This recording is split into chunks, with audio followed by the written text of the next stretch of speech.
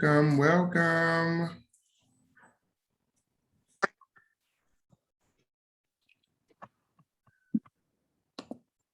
Welcome, come in, welcome, welcome, welcome. Yay, come in, welcome, come in. Yay, welcome, welcome, welcome, welcome, welcome. I want to welcome everyone here. Please come on in, please come in. Give us about 30 more seconds. Tomorrow we're giving away turkeys and the sides is going to be from 10. Turkeys, and I want to be there. I want to be where the turkeys are. Welcome, welcome. Okay, I'm going to go ahead and get started because I'm excited about today. I want to say welcome from the SF LGBT Center here at 1800 Market Street in at San Francisco, California. I am the Community Programs Manager, Timothy Hampton, and I use all pronouns, he, she, and they. Please use them respectfully. And before we begin, I would like to inform you all that we will be recording this moment and we're going to be putting it onto our SF LGBT Center's YouTube page. Also, could you please mute yourselves? We've made space for a Q&A section towards the end of the conversation. But before that, let's get this party started. On today, I'm excited to chat with the author of the Queen's English. I got my copy, Chloe O. Davis. Chloe O. Davis is a proud Black bisexual woman and author who works in the entertainment industry in New York. A graduate of Hampton University and Temple University, she has centered her creative platform on amplifying the narratives of Black culture and heightening the awareness of the LGBTQIA+ community. Chloe O. Davis has spent 15 years researching, writing, and creating the Queen's English, the dictionary for the LGBTQIA+ lingo and colloquial phrases. She believes this dictionary, is a starting point for important conversations, which we will be having today, about inclusivity, sexuality, gender expression, and identity. We will be showing you at the end how to get one of these amazing books, and I'm going to keep telling you how great it is. Oh, it is so beautiful. But anyway, in the meantime, in between time, with love from the center, let us please welcome Chloe O. Davis. Aww. Thank you so much, Timothy. Thank you so much for bringing me into the space, and thank you to SF LGBT community for bringing me in the space and celebrating and supporting Queen's English. Yes, I am the author of the Queen's English, the LGBTQIA of lingo and colloquial phrases. This is my love letter to myself as a proud Black, bisexual, demisexual, biromantic woman. But this is also a love letter to my community. I created this dictionary because I felt that there needed to be a resource to bring visibility, affirmation, and celebration to the spectrum of human identity. I saw a lack of resources, and so I wanted to create this resource to really affirm and celebrate our community and our identities and our cultures and our values and beliefs. And so, yeah, that is how the Queen's English was created. So I'm just so excited to be in conversation with you, Timothy. Again, thank you for your support and just bringing me into the community. Thank you for allowing me to bring you into this space. I want to get right into this conversation because I'm going to be showing off this book kind of towards the end about all the beautiful pictures. But I have 3 questions that I will be asking. And if we have time, we will have time for like questions and answers from our community members with us today. But right now, I want to start with my beautiful questions. I mentioned that you spent 15 years writing, researching, and creating the Queen's English. During the development of the book, what elements and communities did you significantly research to properly celebrate and illustrate the diversity of our identity? Yeah, that's a great question. Thank you. Well, I want to say, I started off to say, like, this is a love letter to myself, right? I needed something to stand firm in who I am and how my identity evolved, right? So, I didn't meet anyone who was openly bisexual until my early 20s. And, that's very problematic. It was very much that New York is so loud, so if you hear the siren in the back, but you were either, gay or straight, right? There was no in between. You had to choose. It was always very much like choose a side. And, that was problematic. I felt like my identity, what I felt inside was muted, wasn't valued. And there was just confusion, right? That like, was it even real, but I just know what I felt. And so I first and foremost wanted to dive in and find resources that, really talked about bisexuality. I also just needed a resource that represented not just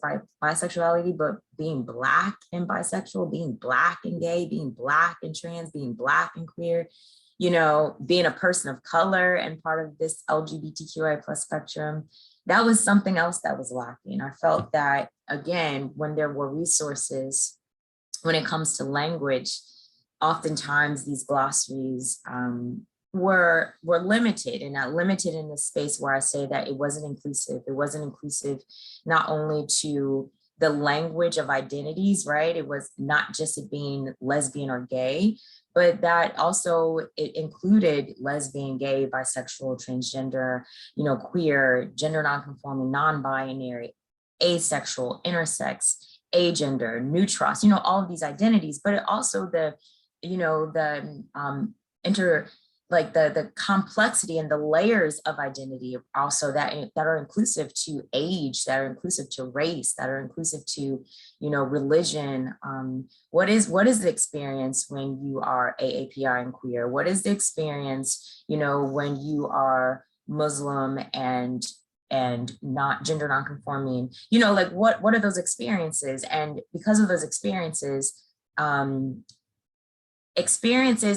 the need to articulate who we are, our beliefs and experiences, that's how language is created, right? Language is created to articulate our needs to self-express. And also language creates culture. And so what I found again, that resources were just limited to that type of inclusivity that I was talking about. So the Queen's English celebrates over 800 terms used to describe this intersectional, complex, beautiful way of presenting identities, right? And so when we talk about the communities, first and foremost, like, again, just wanting to have this love language for myself, of course, diving into, bisexuality, bi-curious, again, being a demisexual, right? So understanding allosexual versus asexual. And just to talk about that, allosexual is just having sexual yearnings versus asexual, not having sexual yearnings, right?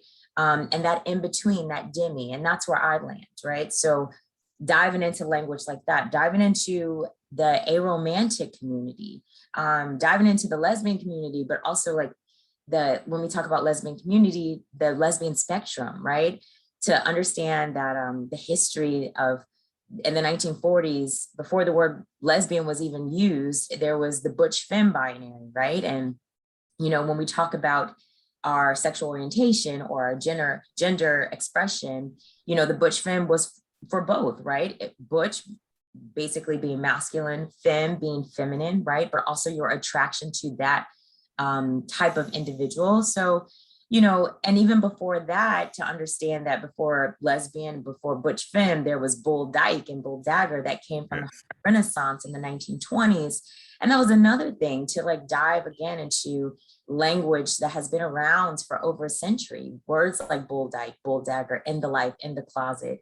These words are still used today, shortened to dyke now, right? But just to know the etymology of these terms. So yes, it was diving into the ballroom scene, of New York City. It was diving into the leather community of San Francisco, as well as Chicago. It was diving into, identities that aren't always, as visible as they should, when we do talk about gender nonconforming identities, non-binary identity, right? Diving into understanding the experiences of, being transgender, right? Whether it's, transitioning when, you're 16 or transitioning when you're 60, right? These are just definitely different experiences. So I really valued wanting to highlight the stories of so many people, just the stories of what human identity looks like, right? The normality is that it is diverse. The normality is that it's different, right? And what is not normal is heteronormativity, right? These views that are prioritized based on because someone is cisgender or based on because someone is heterosexual, that is not normal, right? That's hindering erasure, that is problematic. So I just really wanted to dive into understanding the true spectrum of identity, right?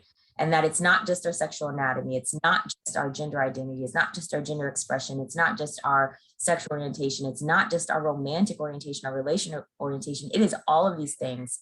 It is inclusive to all of these things, plus, how we come into this world, whether we come in with brown skin, black skin, yellow skin, whether we come in speaking whatever language, whether we are immigrants, all of this is very inclusive to so many stories. And that is the type of research that I was interested in. That's the type of celebration I wanted to bring with the Queen's English, is to dive into all of that. Well, I know from my perspective, I thought I knew myself really well. However, when I got the book, I do want to just tell a little bit. When I first saw the Queen's English, I was like, is this like the white lady from England? And then once I realized and I read about you, I said, oh, it's about me. I'm the Queen. It's my English. So I appreciate you saying that, diving into language and recognizing, for me, once I got the book and I dived into it, I recognized one of my identities.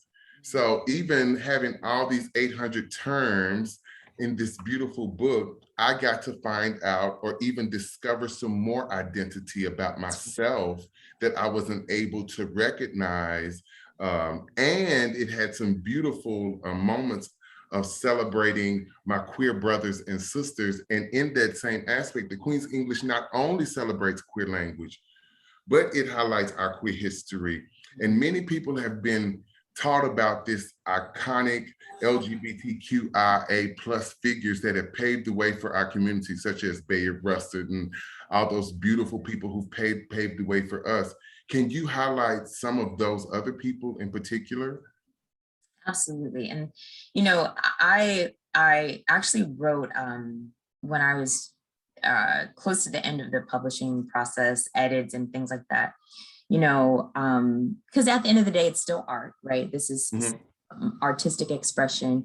And I wanted to be covered, right? So I asked Harvey Milk to cover me. I asked, Sylvester to cover me. I asked Josephine Baker, Zora Hurston to cover me, Langston Hughes to cover me. I asked Mother Octavia Laurent to cover me.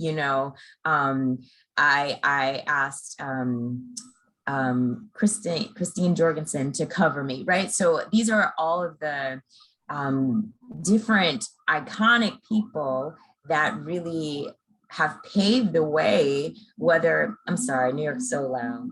We're gonna let that go for a little second. But if I was at the center today, you would probably get the same thing from San Francisco. Like, New York is just so loud. Just hush for a second. But no, it's just like, that was a richness that I enjoyed with this research, diving in to understand that the history has been here for so long. It just hasn't been taught to the masses. We have to get it, from our mentors, you know what I mean? We have, and I think that is a beautiful experience of the research that was done with this dictionary, is that there's so much primary research, right? The people that live through the HIV and AIDS, crisis. There are wonderful writers like, Essex Hemphill, you know what I mean? And we have Audre Lorde, and, we have, then we have actors now, you know what I mean? Who are like paving the way. And, even today, I was looking through Instagram and Little Nas X, you know what I mean? Just even realizing that even now he is paving the way for the next generation, right? So there's just there's beauty in all of our history, right? And what I want everyone to know that, yes, I can highlight the figures that we know, a lot of people, of course I said Harvey Milk, but he is iconic, right? But do we know Gilbert Baker, right? Who created, the first pride flag in 1978, and these colors, this 8-color block, I use that because at the front it says identity, history, and pride. I wanted to use this dictionary and the language, the essence of our language, to also tell our history. So those are just some of the, individuals. There's so much more, but that was the fun part. I really wanted to dive in to the history of our community, all of the history, I just want to say that it's not only a dictionary, it is an encyclopedia also. I know that the day that we got it at the center, we were all digging in, still learning new words. And we are an LGBTQI plus center, and we still wanted and discovered new words, new history, new identities. I know that I'm going to go ahead with my third question, but I probably got like 2 more, because I definitely want to talk about, you keep using this term called demisexual, and I really want to get a little bit more into that. And I want to have a conversation about the importance of pronouns, because I see that you have an amazing list of pronouns and the many pronouns that we use and can use. So but however, since you were talking about the many different Black people, and I heard Black people when you were talking about particular people, Black appropriation is extremely problematic. And the language created by Black same-gender loving, bi, trans, queer, and non-binary people have been a victim of injustice for decades. Now, don't get me wrong, y'all. We appreciate how you use usage notes. I love it. I love how you did the usage notes. So let's turn to a page. Jock, a label for a gay, bisexual, or queer, a man who has athletic body type. And then down at the bottom, you put, there is nothing like a jock in a muscle tank at the Muscle Beach party. It literally gives you the word on how to use it and all of that great stuff. Can we take a deep dive into language created by the New York ballroom scene and community? Absolutely. Truly understand those beautiful array of words such as shade, read, slay, vogue, that's among us now. Talk about that. Thank you so much for bringing that up. And I'm gonna do a little reading from the dictionary. I'm trying to get my light together. There it is. This title part is but is it appropriation? It says queer lingo carries with it a vast history. It is important to understand that much of the language in this book has been adopted from subcommunities of the LGBTQI plus culture. Some terms have originated from Harlem's Black gay scene in the 1920s, or the white working class lesbian bars of the 1940s, which I was talking about, butch femme binaries. Others came from New York drag scene and have since been appropriated by the gay community at large, or in some cases by mainstream culture too. It says many of the terms in this book come from a community of Black and Latinx, gay and trans people who face systematic attacks for being queer and people of color. This language was created to supplement a marginalized community's self-worth and ideas. Mainstream cultures views queer language as cool, hip, fresh. Today, words like shade, fierce, slay, and yes, all are used freely by the masses without acknowledging the Black and Latinx queer people who created this language as a form of survival. Buzzwords are printed on clothing, are used candidly and by non-queer celebrities and predominantly white social groups. This appropriation is problematic. And so that's something I just want to end there, but that's what I'm talking about, is that, the ballroom scene, right, or ball culture was created in the late 1960s, right? And Crystal LaBeija, Mother Crystal LaBeija, who was a very well-known drag queen in New York City, decided to create a scene, a community, a culture, a house system for those who were experiencing not only racism, but homophobia and transphobia, right? So Crystal LaBeija, again, was a drag queen who was in the New York scene, beautiful, however, saw that there was so much racism and prejudice against queens of color. And so she decided to say, you know, I'm gonna create a space that welcomes people like me and my sisters, right? And my people. And so that idea started the ballroom scene, the ballroom culture, right?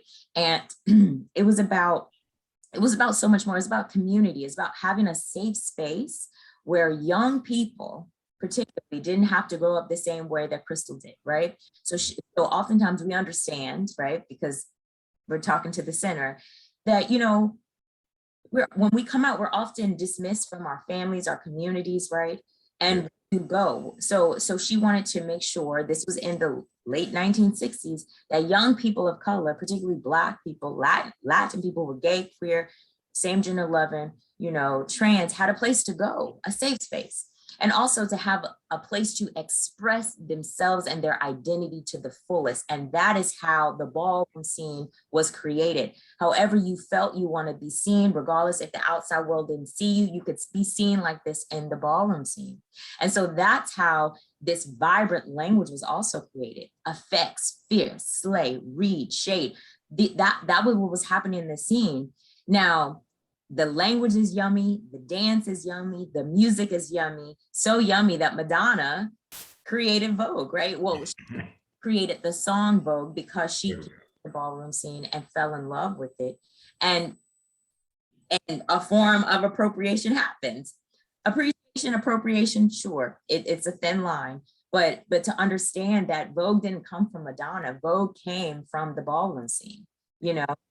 And particularly during that time, Willie Ninja, who's the godfather of Vogue, but also we have to talk about the House of Extravaganza, who are known just for the beautiful ways that they do Vogue, right? There's old way, there's new way, there's Vogue Femme. So that's just a little history about the ballroom scene, but it is problematic when words are being used, especially if they're used wrong, flippantly. Like for instance, what's the tea? Or, you know, a lot of times people are like, what's the tea? Or give me the tea. And everybody wants to sip tea and spell it T-A, but guess what? It's not, it's a capital T. Why? Because it means truth. What's the truth? What's the tea, right? And information like that where, you know, because on, you know, pop culture uses it on Real Housewives, you know, using it, it's and showing it in a different way, fine, it evolves, that's fine, but just know the truth behind words. And that doesn't often happen. And so that's what I wanted to do, a due diligence with the ballroom scene, with, you know, words that comes from just from the Black, you know, gender loving, gay, trans, non-binary, queer communities. The words are being respected and having a platform to say this came from this culture, this came from our culture. And also just particularly in general, just Black American culture and language, having a platform to say this comes from Black American culture and has been appropriated. So I definitely use this dictionary as a platform to give us that accreditation that has not been given to us in a way that has been academic. And so I wanted to make sure we have that credit. I'm going to ask you this question because you brought it up, and since you did, I am going to go there. Tell me, what are your thoughts on the beautiful housewives using our beautiful language and colloquial phrases? When you hear that, what is your reaction sometimes? You know, I think it's not, you know, I don't want to single them out. This is a conversation for everyone. You know, it's like using language that you didn't create, but then having ownership, right? So I was just saying, hold on, I want to fix my, there we go. Just using language, sorry, I'm slow motion now. Am I still here? You're still beautiful and we're Okay. enjoying ourselves. Yes, I think that's what I wanted to talk about in the introduction. There is a difference between appreciation and appropriation, right? Mm. Appreciation is taking something that is not yours, right? Taking it, using it as it is yours without giving proper credit to who originated it, right? That's dismissing ownership. That's plagiarism, that's copyright, that's all of these like terms we want to use. But that's appropriation, and it's problematic because it creates erasure, it creates a different narrative that is incorrect, right? Appreciation is saying, I really do vibe with this language, this hairstyle, this clothing, this way of life. I vibe with it. And I want to do it too, but I want to honor the fact that I know I didn't create this. So when I'm doing this, then I do my due diligence to also say, you know, if it is on social media, if it is in a movie, it is in a film, how can we credit those people that created this, right? So Yeah. that's what I try to assist with the dictionary, to say, it's not that, no, you can't use this or say this. Some things, no, but not all, right? But, you know, especially when it becomes mainstream, like, you know, of course, RuPaul's Drag Race and of course from Pose. But the beautiful thing about Pose is that, you know, they made sure to have creatives from the ballroom scene be a part of this new creation for television. That's how you do it, right? Where that, yes, let's tell the truth of the story, but also let's bring in the people who this is their lifestyle, right? So that is a way to do it where we are appreciating it, right? Appropriating it is taking it and just pretending like it's not yours and then not acknowledging where it's coming from. And unfortunately, more of that is happening. You know, and especially within the ballroom scene, even when teaching classes, teaching Vogue, you know, teaching Old Way, New Way, Vogue Femme, especially internationally, even in the US, but how because, you know, of social media, and you learn something and now you become a teacher. Well, that's unfortunate because if you're not legendary, if you're not iconic, then I don't know if you should be teaching. You know what I mean? Because you have to understand, people are not just teaching Vogue, you know, Old Way, New Way, Vogue Femme. They are teaching the history. They are teaching the culture, the purpose, the reasoning. You know what I mean? Like, that's the primary resources that we want to continue to empower. So that's the thing, you know, it's not just about Real Housewives, you know, it's about everybody, you know, acknowledging, you know, where things come from. And unfortunately, when it comes from, you know, the Black community, and also when it comes from just the LGBTQIA plus community at large, a lot of things are taken from us without that credit. And so I wanted to make sure with the Queen's English, I have these usage notes that state to say this term originated in the ballroom scene and has been appropriated by the larger LGBTQI plus community and mainstream, or this term originated in the white gay male community, right, and has been appropriated, or this word originated in the leather community, the leather, kink, and BDSM community, right, or this term originated in the aromantic community, right? So I just wanted to make sure that proper credit was given to the proper community, so that way we are all learning and we're all respecting and giving just more compassion, you know, to understand that we all have different experiences and to value those experiences. And I think that a lot of those experiences are within this book. Again, I'm going to just keep holding it up because I love it. I am going to get to demisexual because it is a word off in this beautiful dictionary. And I want to end with pronouns. I don't want to go too deep with pronouns. However, I do want, since moving to San Francisco, I realized how important the usage of pronouns are. But I do, before we get to pronouns, tell us quickly, what is demisexual? Right. Well, I'm going to, great time to read from the dictionary. And as you can kind of see, you see these pride flags along with it. But I'm going to read demi first, because demi says it's an adjective. It's a French prefix meaning half or partial, right? And so there's demi is often used, this is example, the usage example. Demi is often used as a signifier to describe sexuality or gender expression that is not solely on one end of the spectrum, but floats somewhere in between the binary, right? So when we go to demisexual, adjective, experiencing sexual attraction only when a strong emotional connection is present, me. And so again, this is the usage example. I'm definitely demisexual. I can't be intimate unless I have a trusting and open connection, right? So I talked a little bit before, but about allosexual versus asexual, right? So allosexual just simply means there's sexual desires, right?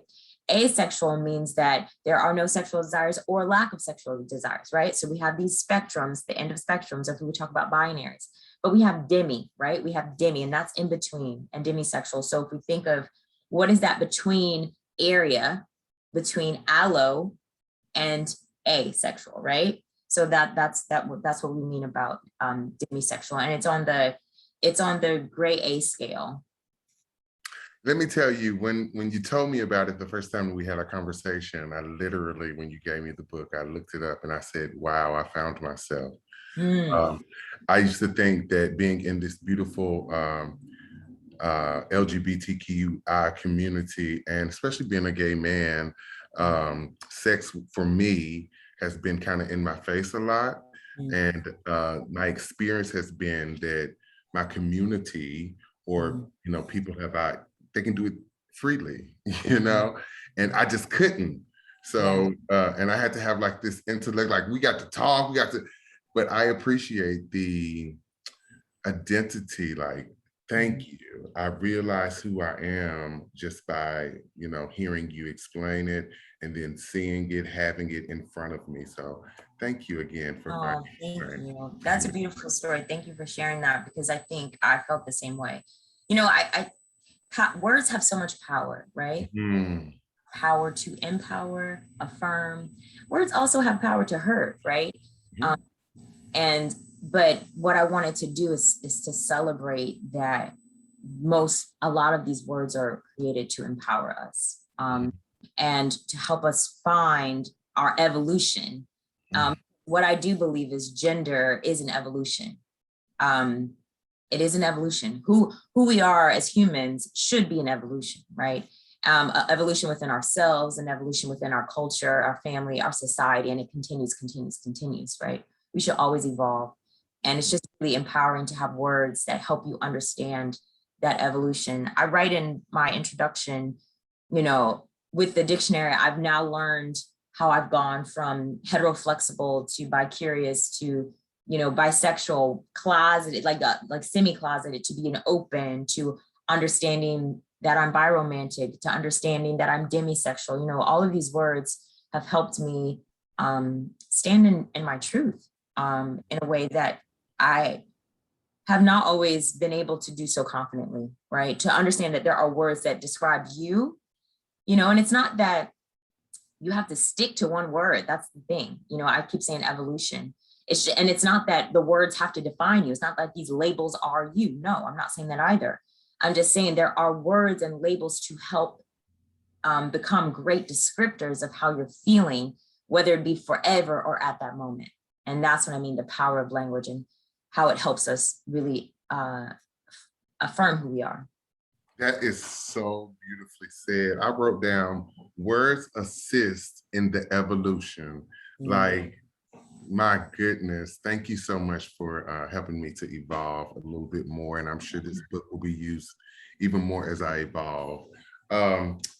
So let's jump right into it. I'm ready. You gave us something that I think that, again, my center, I want to put this at the front desk, but because it's my personal book, I really don't want to give it to nobody. So pitiful. But you gave us Common Pronouns 101, and it is just about every beautiful pronoun. I just learned about ze, zir, zim, and so my brain and mouth has to work together now. So let's have a conversation about that. Yes. So like you showed, the common pronouns, singular pronoun actually.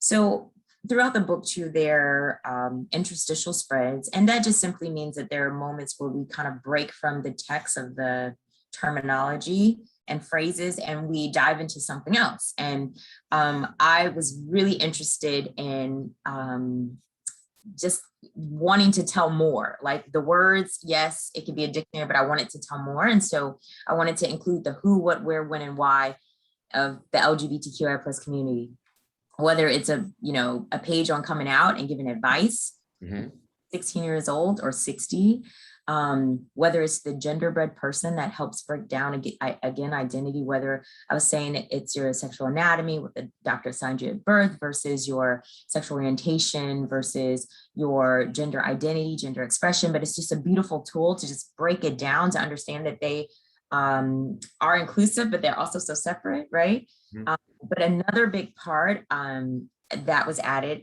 was pronouns, right? And how to understand pronouns. And again, I like to say normality is diversity. Normality is inclusivity, right? That is normal. And how to normalize that is to practice that. I know we've, lived in such a heteronormative world with these binaries, these fixed ways of thinking, but that is not true. And when we talk about pronouns, they're very important because just like are named, whether it is, our given name, whether it is our chosen name, but names mean something, right? It is about how we identify, how we present ourselves to the world. So are pronouns. And we understand that pronouns are not just, she, her, and pronouns are not just he, him, and pronouns are not just they, them, but pronouns can be she, they, pronouns can be Z, them, right? Pronouns can be E, like there's so many different pronouns. And it is a personal journey and experience with that. And we just want to normalize that to understand that identity is a personal journey, and how we choose our names, how we present our pronouns, that is a really big part of identity. And just to understand that, pronouns, and I'm going to read a little bit, but we have to understand that pronouns are personal. They're very personal. And just because you identify a certain way doesn't mean you have to use a certain type of pronoun either, right? But I do want to read, it says, physical characteristics do not determine a person's pronoun. So it's always best to ask respectfully someone's pronouns if you are unsure. Do not feel ashamed. Your thoughtfulness is honestly appreciated, because pronouns are powerful identifiers, and misgendering someone is problematic and taken very seriously, right? So when we talk about misgendering, that just means using a pronoun that does not correlate with how that person identifies, right? So, like Timothy, you have acknowledged that you use he, she, and they pronouns, right? But I do love how you said, but use them respectfully, right? And that's really important. Like that next part, you use them respectfully, because that also just means be respectful to how I identify. And yes, I use more than two pronouns, and that is okay. And please respect that, this is how I identify. So I think that's beautiful, that we dive into that, because again, it is a personal journey. This is not a monolithic a way of life, right? We are different.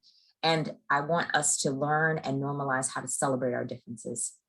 I will say that evolution just keeps sticking in my brain, because 3 years ago or a year ago, when I first started at SF LGBT Center, my pronouns were just he and he and he.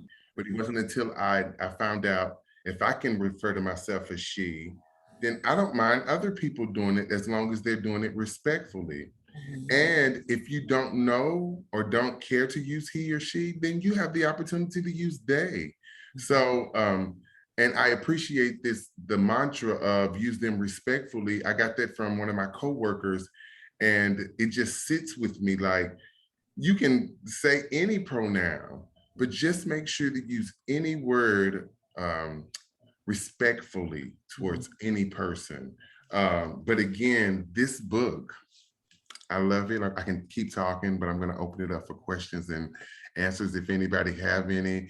But right now, I'm telling you, folks, please go get this book. Order many of them for Christmas.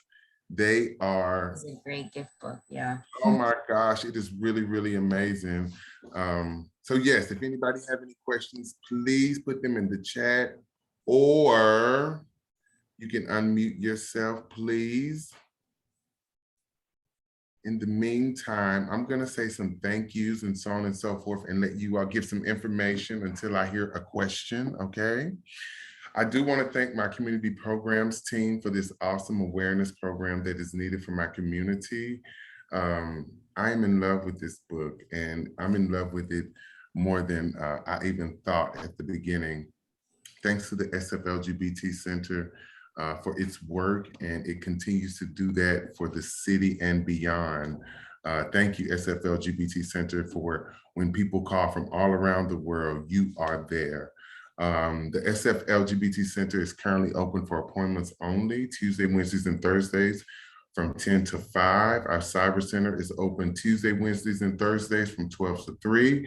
And our youth program that supports ages 16 to 24.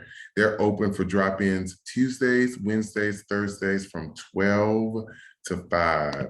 Please visit our website, sfcenter.org, and check out Queer Vibes, which is an amazing platform for musical artists and spoken word on our YouTube channel. And finally, if I don't have any questions, are there any questions?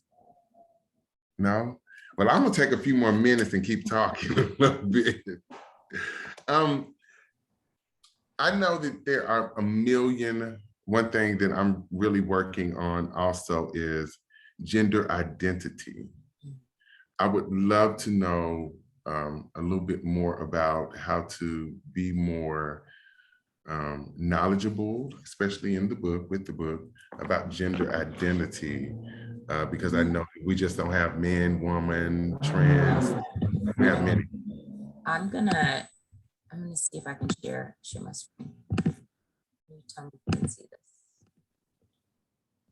Are you able to see this? Yes, we are. All right. So this is one of a page from the dictionary, and I love it because you talked about gender identity. Mm-hmm.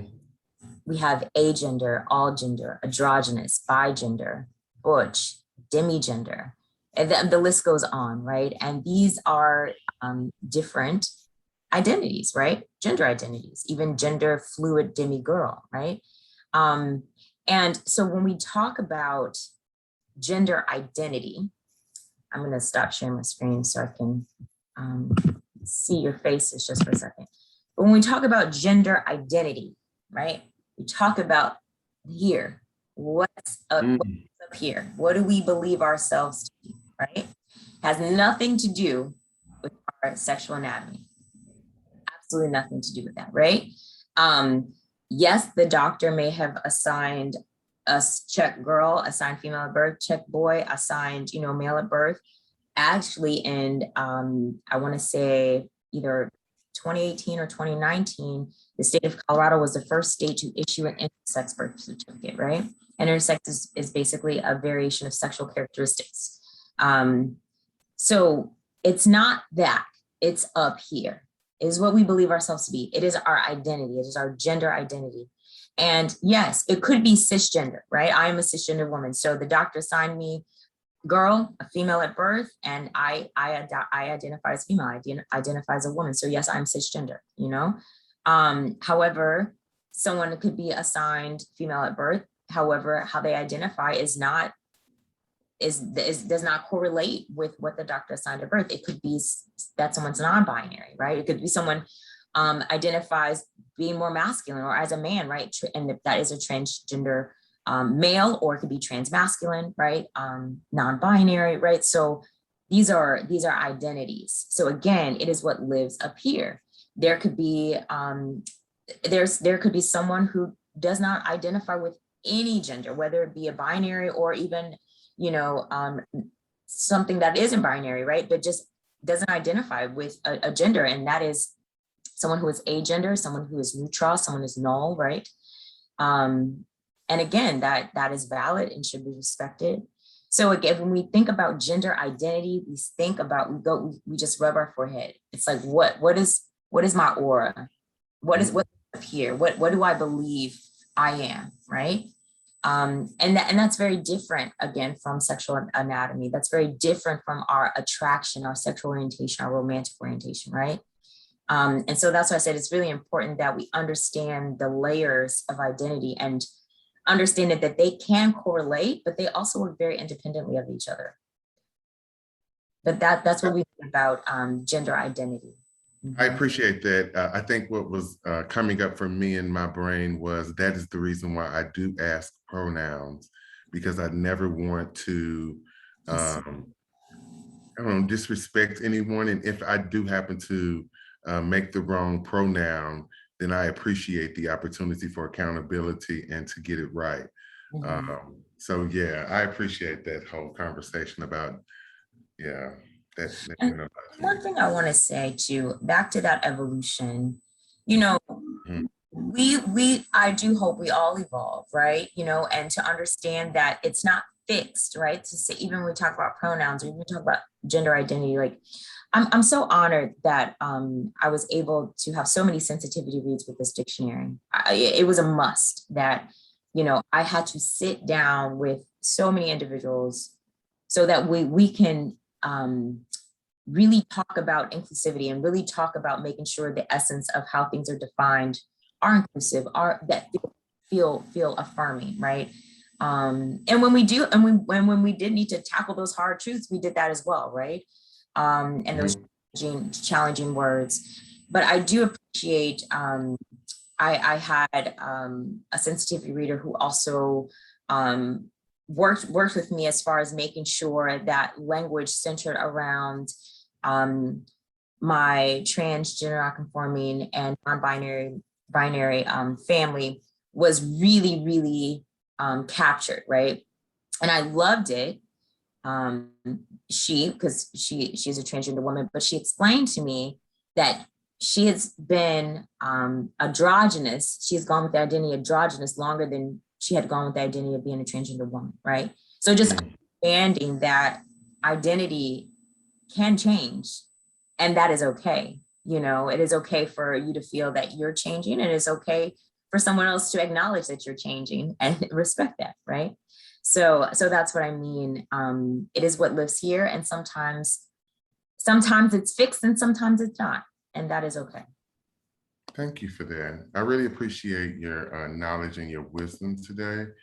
Hold on, I'm typing my question. All right, here's a question.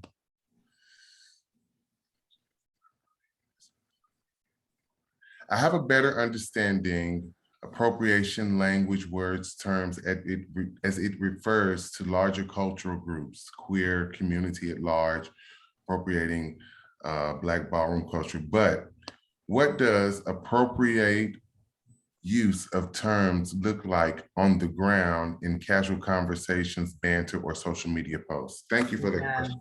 Yeah, you know, it's so, the thing about it is it's a really hard thing to police, you know what I mean? And the reason why, this is my personal idea, I think we have to just go back to marginalized communities, right? So when we talk about, let's just start with just, you know, the Black gay community or Black queer community, you know, just to talk about where they sit, how respected or inclusive has their narrative been in this overall look of the gay community. You know what I mean? We have to start there, because, you know, if you weren't given the privileges and the power, you know, in the beginning, it's hard for you to have the power now. So it's really a trickling effect. So it's really, this is more of a reactionary thing versus a pro-actionary thing, because unfortunately, as marginalized people, whether we are Black, whether we are queer, whether we are, you know, just amongst the non-heteronormative world, we don't have the privileges, right, to police things and stand firm. But I will say, the more knowledge we have of understanding what is right, and the more conversations we have with other people to state what is right, I think this is one of those cultural shifts that will happen because of the conversation. And I will say an example of that. You know, we've all gone through this pandemic, and we all also rose to our feet during 2020, basically when we talked about racial equality with Black Lives Matter. This was a cultural conversation that had been happening for centuries. However, at this moment, at this time, it had the momentum that went worldwide, right? It was a cultural conversation, whether you liked it or not. And so this now has changed society. This now has changed what we are doing. This now also includes the conversations we are happening right now. So it's those types of movements and cultural conversations that happen that are spawned and fired through social media that can help understand the importance of crediting people, you know what I mean? And not appropriating, but appreciating. I think there's a difference. It's not that we can't use it. We can't be inspired by each other. That's who we are. We are artists. We're all artists in our own right, and we are inspired by something.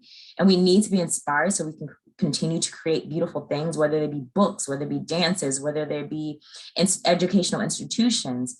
But what we don't want to do is appropriate. And there's a difference. That just means using it and just not acknowledging, you know, the source. You know, in casual conversation, that's appreciation, right? But social media, how can you, let's say you are doing a Vogue dance, are you creating the person, are you crediting the person that you learned it from, or are you shouting out someone who this is, you know what I mean? There's certain ways that we can do it. I think we just have to be more aware and be more activated to want to do it. Because this is, it's action behind this. That's the only change. It's action that has to come with it.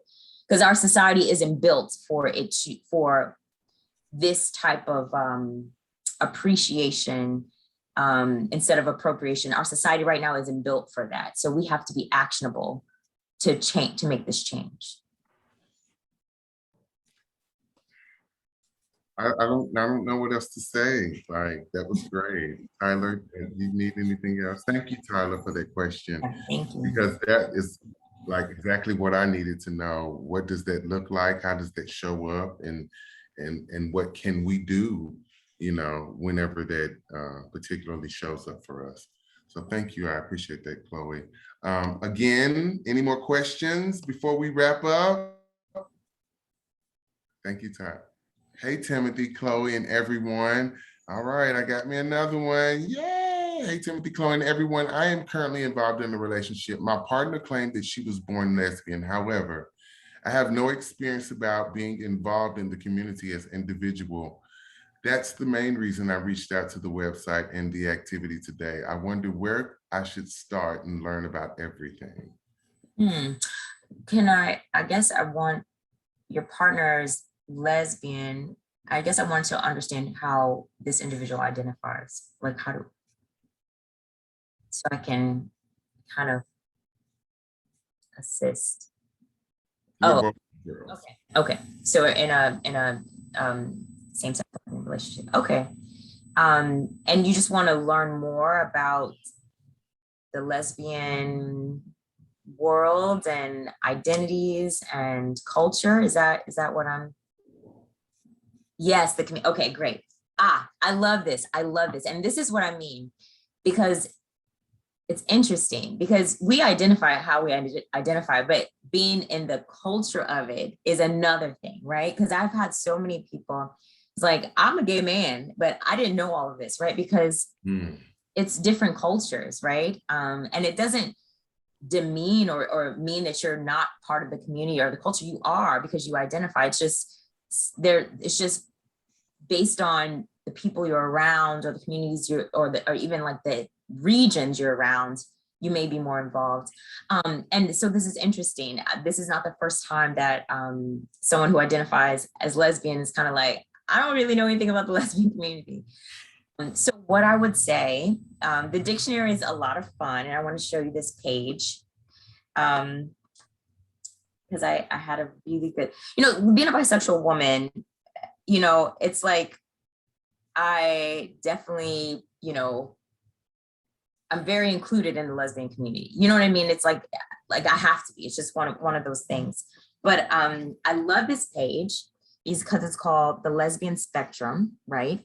And it gives you literally the spectrum from like femme to butch and all of these other like, I want to call it like gender expressions, whether it be high femme, diva femme, lipstick lesbian, hard femme, soft low femme, chapstick lesbian, and the list goes all the way down to boy, soft butch, AG, dyke, soft butch, soft stud.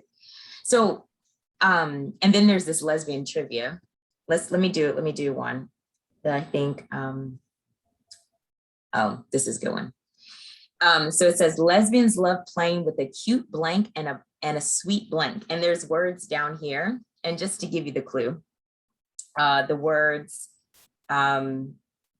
it has April 26, handsome, purple, orange, moms, men, U-hauling, the L word, Ellen, beautiful, vegetarian, cat, toxic masculinity, and pussy. So if we can all agree, it says lesbians love playing with a cute cat and a sweet pussy, right? So it's just fun ways.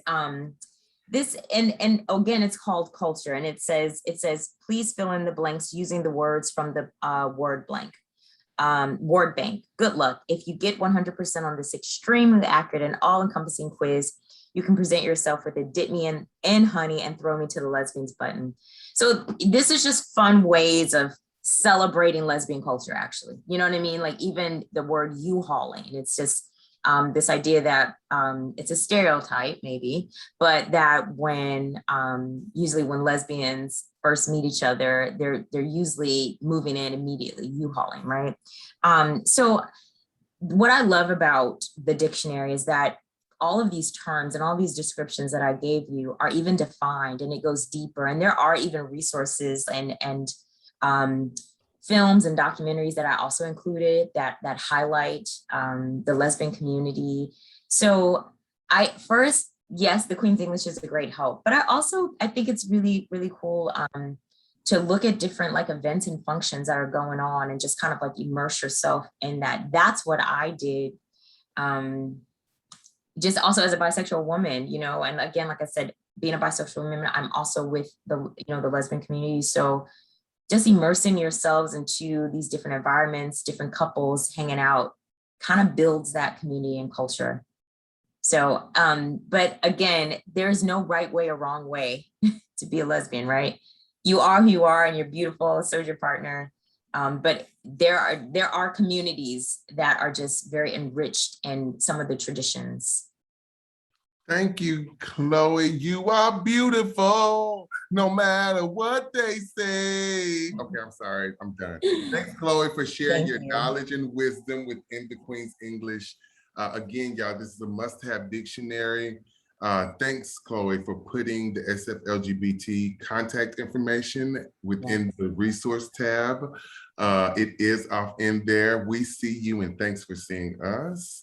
I did put the information for Chloe's book in there. Please get the book for your organization. Also, it makes a great holiday gift.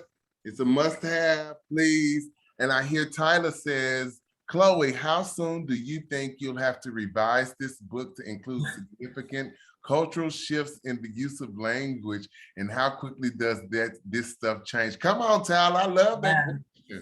Well, I do appreciate it. I do feel that when creating this dictionary, I was very forward thinking. And I want to acknowledge too that the words in this dictionary, they will always be here. You know what I mean? And we want to acknowledge that this is a growing resource, you know what I mean? So I do feel probably within the next like 4 years, I'll have a new edition of this. I do feel very good with where it is. However, I am creating the Queen's English for young readers, and that's going to be out within the next 2 years, because I think that's important for, our young generations to just have a resource that helps them understand identity in a way that we just didn't. So that's the focus right now. I think we're in good shape right here for a few years, and but I want to focus on our youth to make sure that they have the proper resources so that they can feel affirmed. Chloe, that is amazing, because had I known about demisexual as a young child, I probably wouldn't have slept around so much. So thank you so much. Please keep creating. Thank you, thank you, Thank thank you. you. Thank All you. right. I appreciate everyone. Definitely, yes. You know, one thing I'm learning is that I enjoy having conversations like this, and I think we all do. And I just encourage us to continue to have these conversations with people who look like us, with people who don't look like us, because that's how we build a community and society that is inclusive and that what we really want. And so I always say, you know, it's Christmas time. So let's make this a bestseller. Let's just do it. So let's buy it. Let's gift it. It's so much fun. It's just a lot of fun. And it's just a beautiful resource. So thank you so much. You're welcome. Thank you for being with us today. It was a wonderful surprise. I do say over and over again, thank you, Chloe, because I did not know what to expect when you sent it, but it is a must-have, you guys. It is fucking beautiful. This video will be up on YouTube soon. So if you want to see this beautiful conversation again, also visit Chloe on her many different websites. I'll put the link off in the chat. Also, order this book today, folks. Order 10 copies and send me another one. I'll see you later. Thank you all. Thank you. Bye. Bye.